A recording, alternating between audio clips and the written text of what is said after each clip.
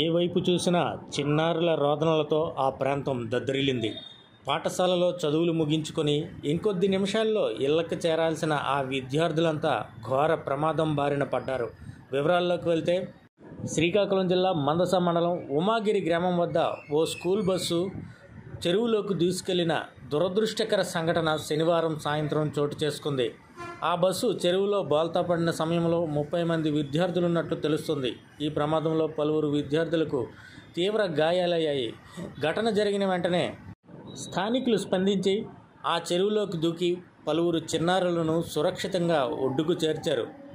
విషయం తెలిసిన వెంటనే పలాస ఎమ్మెల్యే గౌతు శిరీష ఈ ఘటనపై తీవ్ర దిగ్భ్రాంతి వ్యక్తం చేశారు. సహాయక చర్యలు ప్రారంభించాలని అధికారులను ఆదేశించారు. అలాగే స్థానిక టీడీపీ శ్రేణులు హుటాహుటిన సహాయక కార్యక్రమాల్లో పాల్గొనాలని పిలుపునిచ్చారు. ఈ నేపథ్యంలో ఘటనా స్థలానికి 108 చేరుకొని క్షతగాత్రులైన విద్యార్థులను మందస ప్రభుత్వాసుపత్రికి తరలించారు. అయితే ఘటనకు గల పూర్తి కారణాలు తెలియాల్సి ఉంది. అక్కడకు మందస పోలీసులు చేరుకొని కేసు నమోదు చేశారు.